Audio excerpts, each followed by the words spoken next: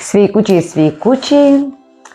Noriu pasikalbėti su jumis, pasidalinti savo įžvalgą, kokios jūsų nuomonės yra, pabendrauti.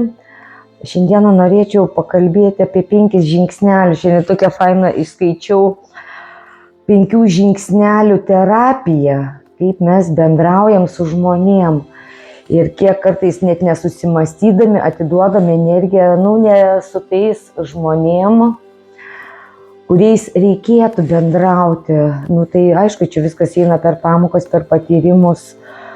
Tai kaip ten buvo rašyta, kad 5 žingsneliai, tai 5 žingsnelius tu eini ir 5 žingsnelius daro žmogus į tave.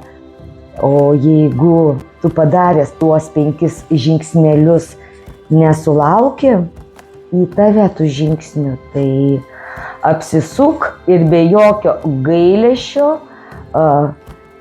eik šalin, kaip sakant, dėk dioras, reiškia tikrai tau yra nepakeliui su tuo žmogum. Čia tokia, aišku, yra tokia kaip visada tos afirmacijos, vis tokios tie teisingi posakiai, bet gyvenime būna kur kas sudėtingiau tai pamatyti ar išjausti, bet kaip galima tai išjausti?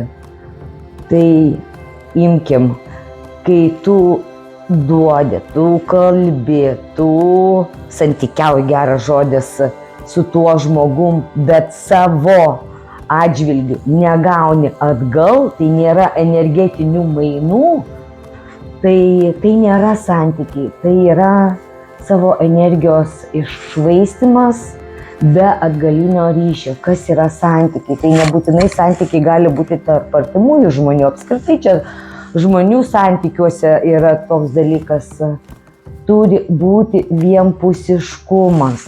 Aišku, mūsų bendravimas, mūsų harmonija susideda iš bendravimo.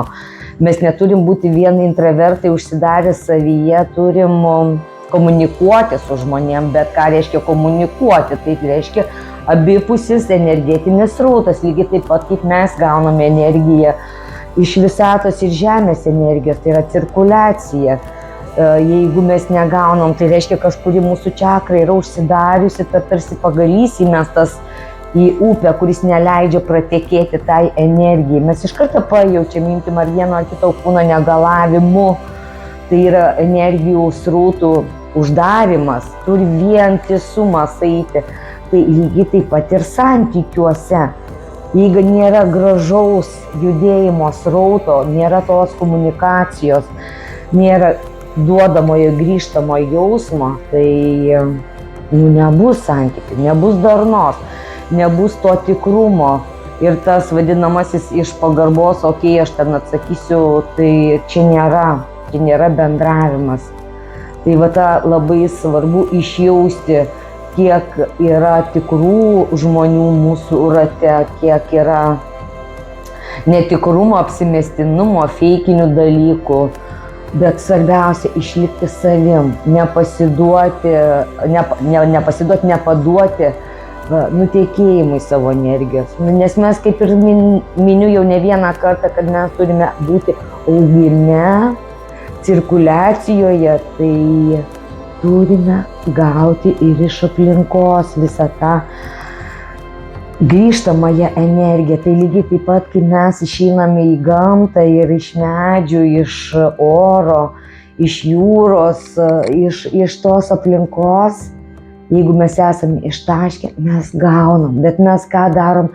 Mes dėkojam orui, mes dėkojam 4 stichijom, saulei, žemei, vandeniui, ugniai.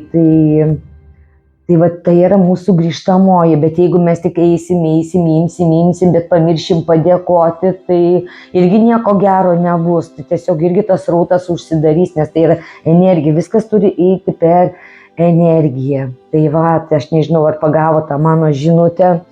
Ir dar kitą žinutę, kiek mes turime savo rate tų žmonių, kuriems turime būti be galo dėkingi. Tai mūsų meistrai, mūsų mokytojai, mūsų grožio specialistai, mūsų tie tikrieji draugai, kur, kaip sakom, galim ir nebendrauti ilgą laiką, bet susiskambinus, susitikus, tai visą laiką gauni tokį gerą jausmą, tokį šiltumą. Tai vėl apie tą patį, tai grįžtamąją tą energiją. Tai tokia šiandien mano perduodama žinutė. Nepamirškit tos 5 žingsniukus, pajauskit, kur jūs padėję ar gaunate atgal. Tai kad tų mažų stebuklų ir laukimo, ir tikėjimo. Tikėjimas irgi čia toks utopinis žodis. Žinojimo, aš žinau, aš netikiu, aš užtikrinta 1000%. Tai vat bendrystės ir vienybės. Ir aš iš jūsų laukiu taip pat grįžtamojo. Like. Viskas, apkabinu.